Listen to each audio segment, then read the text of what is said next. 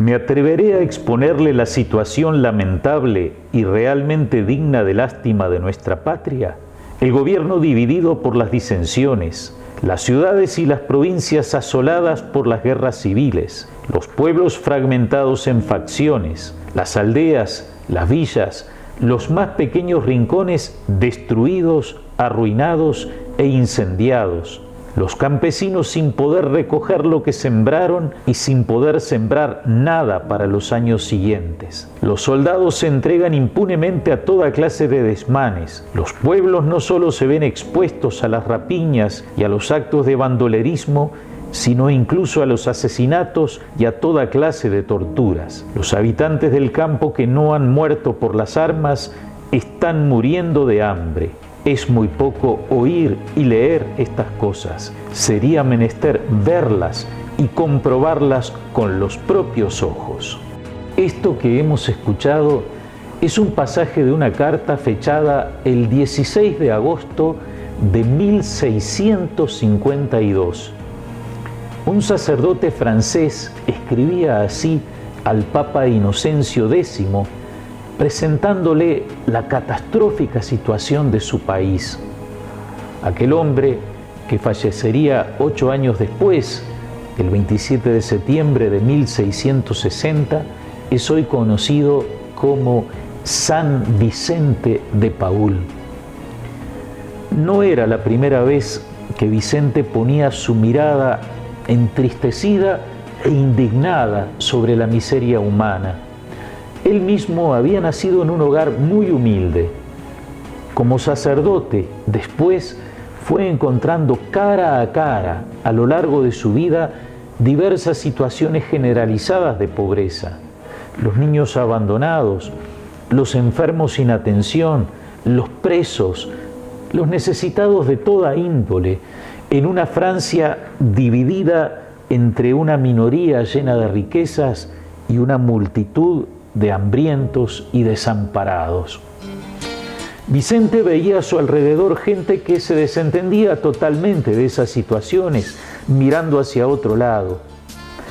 Vio también a quienes en algún momento habían sentido esa preocupación por los más pobres abandonar todo esfuerzo.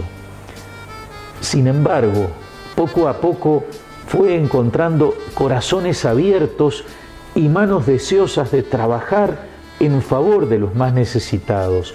Con aquellos hombres y mujeres fundó la Congregación de los Padres Lazaristas y la de las Hijas de la Caridad, las Vicentinas. Pero la realidad era tan desbordante que Vicente advirtió que la ayuda espontánea no era suficiente ni eficaz. Alcanzaba a aquellos que eran más despiertos, más audaces o más vivos, pero en cambio no llegaba a quienes estaban en los más bajos niveles de pobreza. Había que asistir a los necesitados, pero esa asistencia tenía que ser organizada. Así le escribe a uno de los encargados de llevar socorro: convendrá que escriba usted los nombres de esas pobres gentes, a fin de que cuando llegue la hora de hacer la distribución, se les pueda dar esa ayuda, y no para otras personas que quizás puedan prescindir de ella. Pues bien, para distinguirlos bien, habría que verlos en sus casas, para conocer de cerca a los más necesitados y a los que no lo son tanto. Pero como es imposible que pueda hacer usted solo tantas visitas, puede usted utilizar algunas personas piadosas y prudentes que acudan personalmente a los pobres y que le informen sinceramente de la situación de cada uno. Implementando estas y otras prácticas similares, San Vicente se convirtió en uno de los fundadores de lo que hoy se llama trabajo social, disciplina que se propone el abordaje de los problemas sociales desde la práctica y con los sujetos involucrados en ella, apuntando a la mejora de su calidad de vida y al desarrollo de sus potencialidades. Pero la búsqueda de la eficacia no ahogó lo fundamental, el espíritu con el que ir al encuentro del pobre. Al servir a los pobres se sirve a Jesucristo. Él mismo quiso nacer pobre, recibir en su compañía a los pobres, servir a los pobres, ponerse en lugar de los pobres hasta decir que el bien y el mal que les hacemos lo toma como hecho a su misma persona. No hay ninguna diferencia entre amarlo a Él y amar a los pobres. Traemos hoy todo esto porque este viernes 27 de septiembre la Iglesia celebra la memoria de San Vicente de Paúl, pero también porque nos prepara para escuchar el Evangelio del domingo próximo, la parábola del pobre Lázaro y el rico. Jesús presenta así la situación. Había un hombre rico que se vestía de púrpura y lino finísimo, y cada día hacía espléndidos banquetes. A su puerta, cubierto de llagas, yacía un pobre llamado Lázaro, que ansiaba saciarse con lo que caía de la mesa del rico. Un hombre cubierto de lino, otro cubierto de llagas, uno comiendo sobradamente, otro pasando hambre. Un gran contraste, una gran distancia, pero a la vez cercanía. Uno está dentro, otro ahí, a la puerta. A los dos les llega la muerte, y esto invierte las situaciones. El pobre murió y fue llevado por los ángeles al seno de Abraham. El rico también murió y fue sepultado.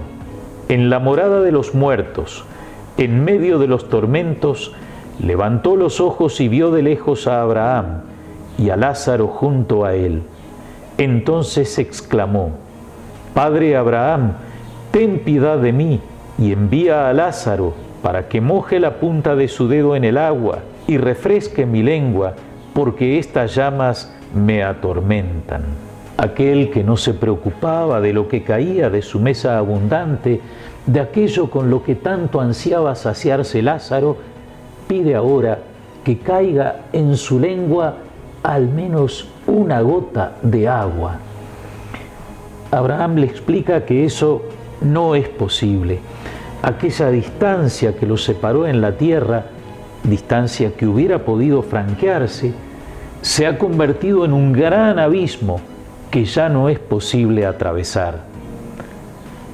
El rico pide entonces a Abraham que envíe a Lázaro a prevenir a sus 5 hermanos para que no caigan también en ese lugar de tormento. En la respuesta de Abraham está una clave de esta parábola. Abraham respondió: tienen a Moisés y a los profetas, que los escuchen. El rico insiste: si alguno de los muertos va a verlos, se arrepentirán. Pero Abraham es terminante: si no escuchan a Moisés y a los profetas, aunque resucite alguno de entre los muertos, tampoco se convencerán. De eso se trata, de escuchar la palabra de Dios transmitida por Moisés y los profetas, y ahora, para nosotros, escuchar a Jesús, Verbo encarnado, la palabra misma de Dios hecha hombre. Por supuesto, escuchar quiere decir mucho más que eso. Es también responder a esa palabra con un cambio de vida, con un esfuerzo de conversión, poniendo en práctica la palabra. Frente a este evangelio tan inquietante, ¿qué hacemos hoy en la diócesis de Melo? Pienso inmediatamente en las obras sociales, San Martín y Picapiedras, en la heladera solidaria de 33, en la pastoral penitenciaria, en las facendas de la Esperanza y otras iniciativas de solidaridad en las distintas parroquias. La pobreza tiene diferentes rostros. Existen programas de ayuda tanto desde el Estado como desde la sociedad civil. Para todos los que queremos hacer algo con y por los más pobres, hay varios retos. Por un lado, llegar a aquellos que están en las situaciones más difíciles, más marginales, invisibles, escondidos, hasta indocumentados. Por otra parte, superar el asistencialismo y la clientelización, ayudar a que las personas salgan de su situación de pobreza, descubriendo y poniendo en obra sus propias capacidades de superación. Para los cristianos, el desafío lo seguimos encontrando en las palabras de San Vicente: al servir a los pobres se sirve a Jesucristo, que son eco de las del mismo Jesús. Lo que ustedes hicieron con cada uno de mis hermanos más pequeños, a mí me lo hicieron. Amigas y amigos, que nos animen como palabras finales las que dirige San Pablo a Timoteo en la segunda lectura de este domingo. Hombre de Dios, practica la justicia, la piedad, la fe, el amor, la constancia, la bondad. Pelea el buen combate de la fe, conquista la vida eterna a la que has sido llamado.